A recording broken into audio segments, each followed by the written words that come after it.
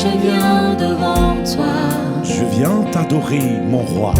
Je viens t'adorer, mon roi. Ma Bible au quotidien, le verset du jour. Proverbe chapitre 19, le verset 11, je cite. L'homme qui a de la sagesse est lent à la colère, et il met sa colère à oublier les offenses. Fin de citation, glorifions le Seigneur. Ta gloire et ta fidélité. Ta gloire et ta fidélité. Le verset du jour nous enseigne l'importance de la patience et du pardon dans la vie du croyant. Bien-aimé, le début du verset établit un lien direct entre sagesse et la patience. Cette sagesse se manifeste par la patience, une qualité spirituelle qui est très importante. La patience est vue ici non seulement comme la capacité de supporter des situations difficiles, mais aussi c'est comme une compréhension profonde de la nature temporaire des conflits et des défis de la vie, sans se laisser emporter par l'émotion ou la colère. La seconde partie du verset met en lumière la vertu même du pardon. Pardonner ou ignorer une offense est considéré comme une marque de distinction et d'honneur.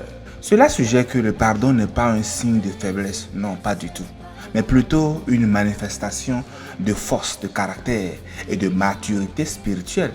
Il indique une capacité à voir bien au-delà des torts momentanés et à maintenir des relations harmonieuses.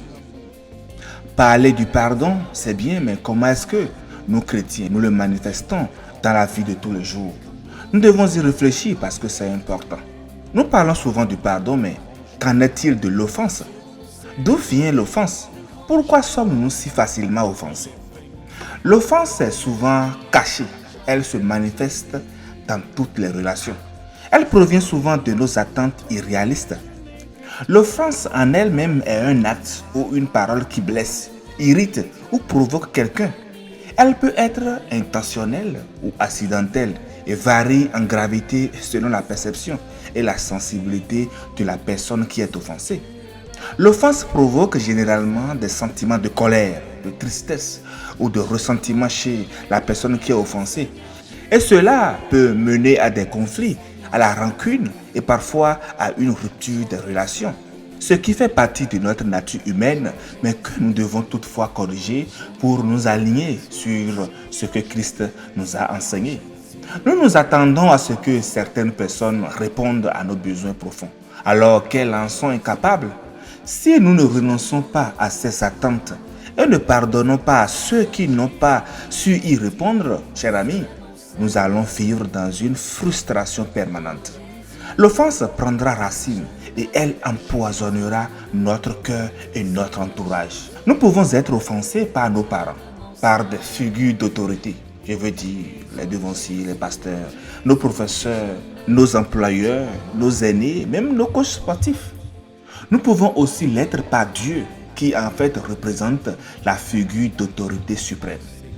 La perception que nous avons de lui vient justement de notre histoire et de l'expérience que nous avons des figures d'autorité. Nous pouvons être continuellement offensés par Dieu. Par exemple, quand il ne répond pas tout de suite comme nous le souhaitons ou quand il nous arrive des choses difficiles. Quand nous avons vécu par exemple des choses difficiles dans notre vie, un abus, une fausse couche, un divorce, une maladie, la perte donc de notre emploi, un licenciement, nous nous demandons pourquoi Dieu laisse faire. Parce qu'en tant que chrétien, cela nous arrive et quand un malheur nous arrive, nous nous demandons pourquoi moi? Dieu, il est tout puissant. Pourquoi n'intervient-il pas? C'est ainsi que nous sommes pris dans le piège de l'offense. Sans nous en rendre compte, nous nous éloignons de la seule personne qui peut réellement nous aider et nous consoler. Et lui, vous en doutez, c'est notre Seigneur Jésus-Christ. Si donc, bien-aimés, nous ne nous libérons pas de l'offense, elle nous rendra amers. Elle nous mettra sur la touche. Elle nous séparera de Dieu et nous empêchera de libérer l'amour, car un cœur amer est incapable d'aimer.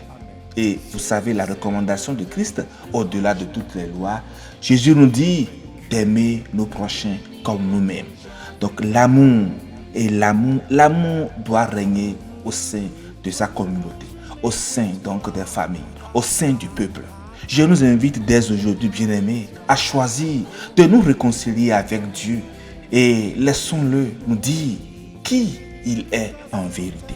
Chers frères, chers sœurs, à présent, choisis la réconciliation et sois en paix avec tous. Bonne méditation et journée bénie à toutes et à tous dans la paix du Christ Jésus. Alléluia. Seigneur Jésus.